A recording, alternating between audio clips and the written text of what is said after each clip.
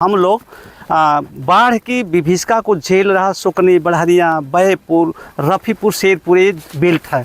लगभग आधा दर्जन गांव है जहां पर प्रत्येक बार बाढ़ आती है और हज़ारों एकड़ भूमि जलमग्न हो जाती है, फसलें बर्बाद हो जाती है और लाखों रुपए नुकसान हो जाता है।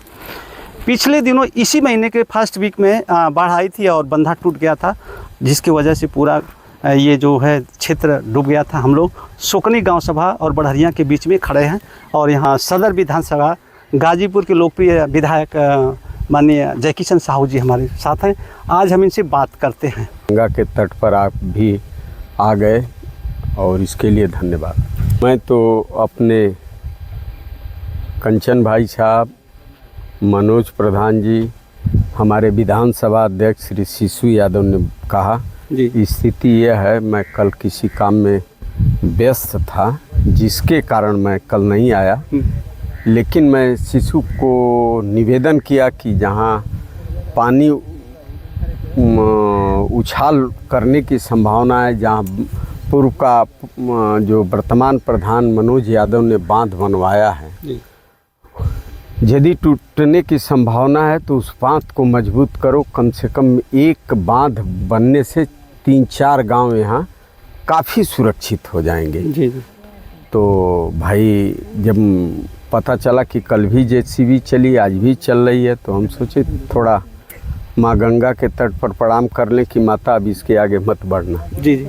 साथियों, हम आपको बताना चाहेंगे कि जैसे बाढ़ आती है, कहर टूटता है, गांव डूब जाता है, पशु पक्षी परेशान होते हैं, लोग विस्थापित होते हैं, फसलें बर्बाद होती हैं, बाढ़ राहत शिविर लगता है। विधायक जी, क्या आपको आभास हो रहा था कि पानी बढ़ेगा? नहीं, आभास इलाहाबाद से अक्सर हम लोग पता करते हैं। जी। जब परसों इलाहाबाद में मैं अपने एक कांस्टेबल मित्र से पूछा कि क्या स्थिति है, तो उसने कहा कि भाई साहब गंगा माँ बहुत तेज़ी में बढ़ रही है, 1 घंटे में 1-1 फीट पानी बढ़ रहा है। तब मैं अनुमान लगा लिया, सरकार तो मैं हूँ नहीं, विपक्ष का विधायक हूँ, जो कर सकता हूँ, जो दम है जी, उसको तो मैं करूँगा। यही बात मैं सोच रहा था, तब तक सुबह शिशु भाई विधानसभा अध्यक्ष का फ़ोन पहुँचा। मनोज भाई यहाँ के प्रधान हैं, कंचन जी हैं, हमारे अभिभावक हैं कंचन जी, और उन्होंने फ़ोन किया कि स्थितियाँ ख़राब होती जा रही। हम कहे मुझे करना क्या है जी? तो कहना एसडीएम साहब से कहिए कोई बांध व्यवस्थित करवा दें। हम कहें एसडीएम साहब और डीएम साहब तत्काल सेवा में कुछ नहीं कर पाएंगे।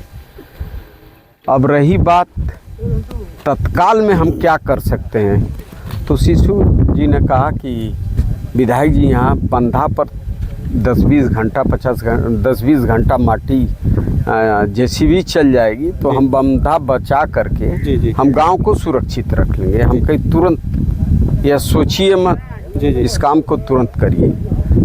तो 3 मूर्ति यहाँ खास तौर से प्रमुख हैं, शिशु जी, यहाँ के प्रधान जी, मनोज जी, कंचन भाई साहब, ये सब लोग रात दिन यहाँ ड्यूटी कर रहे हैं। मैंने तो निवेदन कर दिया, जेसीबी लाकर इन लोगों ने चलवा करके गांव को बचा रहे हैं। मतलब स्वविवेक आपने डिसीजन लिया और काम करवा रहे हैं। वह डिसीजन तो भाई शिशु जी का था। जी जी।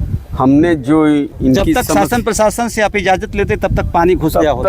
अब तक तो गांव में नाव चलने लगती। ना शिशु भाई? जी जी बिल्कुल। विधायक जी ने जो डिसीजन लिया है, नहीं तो यहाँ खड़ा लाने नहीं होता, उधर रोड पर ही आप खड़े रहते और नाव से आना जाना होता है यहाँ। साथियों, हम बता दें आपको कि जब पहली बार आई थी यहाँ पे, तो विधायक जी का सदन चल रहा था और सदन में विधायक जी ने बहुत सारी क्षेत्रीय समस्याओं को पटल पर रखा था।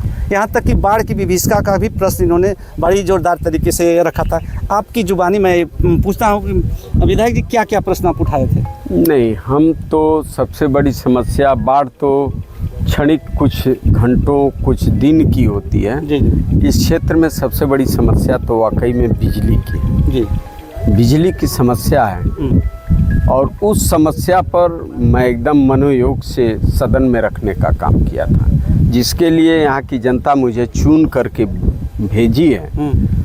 तो कम से कम यह साबित कर दूं मैं गूंगा नहीं हूँ। क्षेत्र के जब प्रतिदिन मैं क्षेत्र में घूम रहा हूँ तो समस्याओं से रूबरू तो होता ही रहूँगा। तो मैं समस्या से आके रूबरू होता हूँ और डायरेक्ट मैं सदन में ले जा कर के बात करता हूँ। समय समय पर उसके मंत्री, मुख्यमंत्री, तमाम लोगों से मिल कर के पत्र भेज कर के हम समस्या के निदान के चक्कर में पड़े रहते हैं। विधायक जी, आपके मतलब कि यहाँ का जो विशेष समस्या है आपके प्रपोजल में कौन सी है? बिजली की बहुत जोरदार समस्या है, बहुत, उसके लिए कहा नहीं जा सकता। यहाँ जेई SDO सब भी हमारे घर के ही हैं, हमारे भाई हैं, कहीं के रहने वाले हैं। उनसे 8 घंटा, 10 घंटा, 12 घंटा हम काम ले सकते हैं। विधायक जी, आपने बाढ़ के समय पर ये नाव द्वारा दौरा किया था और जो भी प्रभावित गांव थे उन लोगों से मिला था, रहवासियों से भी मिला था, और जहाँ जहाँ कैंप लगा था वहाँ पर भी आप गए थे। जी। बल्कि कहीं वितरण भी आप करवाए थे। हाँ। तो विधायक जी, सुनने में आ रहा है कि जो राशन मिला था, आटा में कीड़े हैं, आलू में क्वालिटी नहीं थी, हल्दी में भी उसी तरह से ईंटा पत्थर क्या क्या था, तमाम लोग कल बोल रहे थे। तो ये क्या है, ये सब कैसी सप्लाई हो रही है लोगों को? बहरहाल सरकार को जो सप्लाई मिली थी उसने बांट दिया जनता को, उसको कहाँ चेक करने का फुर्सत है। अच्छा। और ऐसा हुआ होगा तो ये गलत है। ऐसा नहीं है, तो आदमी बाढ़ में मर रहा है, वो पीड़ित है, और उसको कंकड़ पत्थर खिला करके मारना चाहते हैं, यह उचित नहीं है। यह तो सरकार को पूरा पैसा सरकार देती है और अधिकारी खरीदते हैं, कम से कम क्वालिटी चेक कर लेना चाहिए। वैसे कुछ लोग हैं, कुछ लोग हैं, वो न सपा है, न बसपा है, न भाजपा है। किसी की भी शिकायत करने में उनकी जागरूकता तत्पर रहते हैं।